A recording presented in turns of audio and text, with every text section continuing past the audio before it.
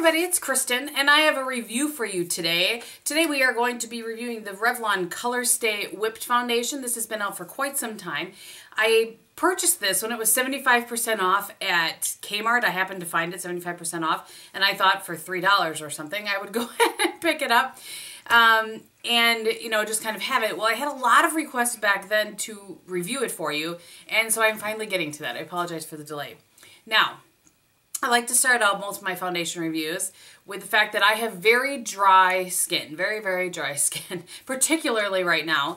So if you are interested in seeing how this foundation would perform on oily skin, I'm going to link it's Kristin's review below. She also is reviewing this foundation. She and I are going to do that every once in a while since her skin is kind of the polar opposite of mine, hers being oily, mine being dry. Every once in a while we're going to review the same foundation and put it up on the same day so that our viewers that aren't the same skin type as we are have somebody else to go watch a review of. So I will go ahead and link that below.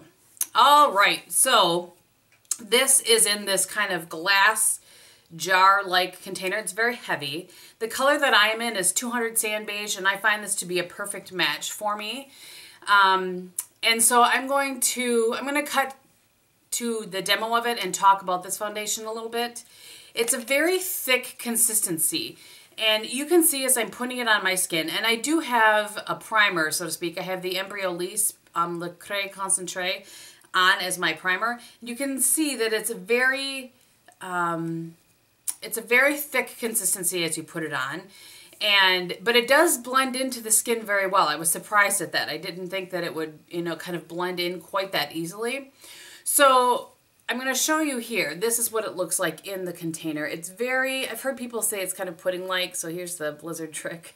It's very, very thick in consistency. Again, I'll kind of show you here, even though you just saw it on my face. Oops. And it blends, I feel like it blends out very, very well. Looks darker on my pale hand here than it actually does on my face, but you can kind of see there's the finish of it. It is, I find it to be almost cream to powder. It's been a long time since I've watched anybody else's review on this, so I actually feel like hopefully I'm giving you the opinion that is mine and nothing that I've gleaned from anybody else. But so, you know, as I do with all my foundation reviews, I kind of have a 5 category system, and I give each, you can get up to a full point in each system. So we'll start with finish. The finish on this is very nice. It's almost, it's not satin, but it's not matte. It's kind of somewhere in between there. Definitely leaning towards matte though, I would say. But I do feel like it has just a little more life than a normal matte foundation has, if that you know, kind of describes it, you know, more accurately. I would say it has a little more life to it than a matte foundation, and I like it.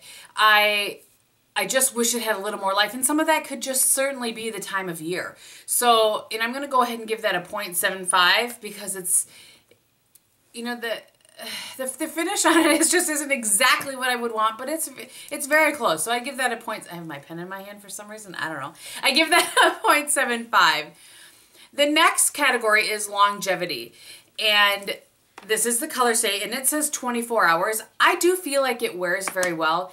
I feel like, and I've tried it with powder, without, and the review that I'm giving you today is going to be without powder because I feel like that really is the foundation on its own. So longevity, in my opinion, before it starts to break down or start to look a little bit patchy, is about somewhere between 8 and 10 hours. It just kind of depends a little bit.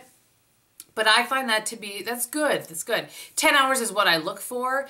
But, you know, I feel like just somewhere between the 8 and 10 hours before it just kind of starts to wear down a little bit. I never have worn it for 24 hours, nor will I ever wear it for 24 hours. That's just not going to happen. Okay, so anyway, for longevity, I'm going to give it the full point because I feel like that's good. That's a good amount of time. Okay, I'm very animated today. Packaging, this again is a glass container, very heavy. I'm going to just drop it so you can hear.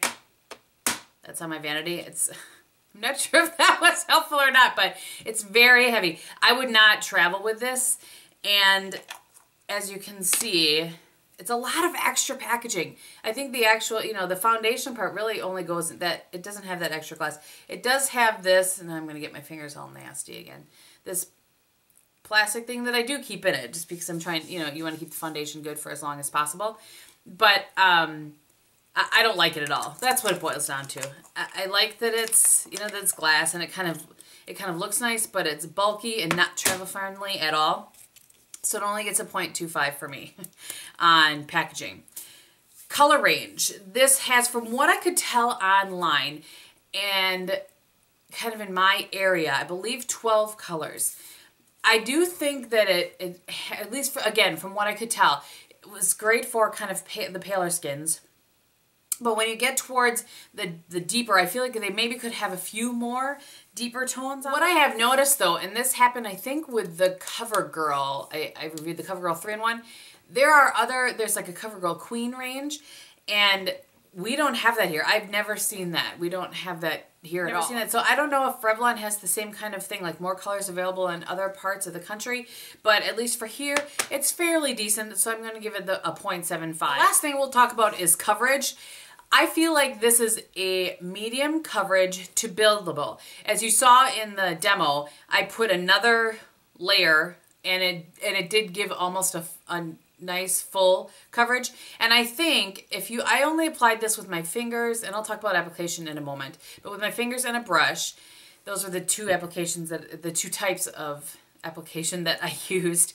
And I really felt like, with one application, it really was just kind of a medium, and you could sheer it out. That's what I was going to say. You could sheer it out to be more of a light coverage, or light to medium coverage, but you really can build this up to a full coverage. So the ability to have that sort of range of coverage, I really like, so I'm going to give it the full point for that as well. Okay, and then I just want to talk about application. Again, as I said, I tried with my fingers, which I did not like at all. I didn't feel like I got it blended well at all. I tried with my F80, which is the flat top kabuki. I tried with this brush, which is and it needs to be washed, my apologies, is the Cover FX Cream Foundation brush. I did like it with this. I just felt like it took a little bit longer. My favorite brush to apply with actually is this brush from Walmart. And it's part of the Paris Presents, I think, line is what it's called. I'll try to find it and link it below for you. But it's just a synthetic angled brush, and for some reason with this foundation it really worked very well. So that was overall my favorite application of it. This foundation can be found at Walmart, Walgreens, Kmart, Target, any of those stores, and generally from what I've seen will range from $10 to about $13, just kind of depending on where you find it. I did find it with, like I said, for 75% off, and there's always coupons and that sort of thing. So price-wise, it is a little bit on the higher end of drugstore, I would say. But that's generally the price range, anywhere from, like I said, $10 to about $13. So I give this foundation a 3.75 out of 5 points, and that's fairly decent. I think really the biggest drawback for me is that packaging, and it's definitely one that would be great to have here at your vanity, but not something you're going to travel with. So I was concerned at first application how it would work on, a little more mature skin tone, but I really do feel like it's nice. So I like it. I like it. That's what it boils down to. I just wish it came in better packaging. I feel like there's some way they could put this with a pump, even though it's pretty thick. I don't know, maybe not. All right, so if you aren't interested in what's on the rest of my face, then thank you so much for watching. And if you are, I will run it down very quickly for you. For blush today, I have the Physicians Formula in Rosy Glow, which is one of my all-time favorites, which you would have heard about on Tuesday. On my eyes today, I have the Maybelline Eye Studio in Natural Shock, number 700. I do apologize if this is the same face that you saw on Tuesday, but sometimes that has to happen. My eyeliner today is my Tarte Skinny SmolderEyes in Sunstone Bronze. Man, I love that liner. And then for lips today, I have, look, I'm all proud of myself. For lips today, I have the Rimmel liner in Pure. And then over the top of that, I have the NYX Butter Lipstick in Little Susie, which looks like that. I'm trying to bring spring in one way or another. All right, thank you guys so much for watching. Again, I will link Kirsten's video below for you if you want to go check out how this foundation wears on oily skin. And we'll talk to you very soon. Bye.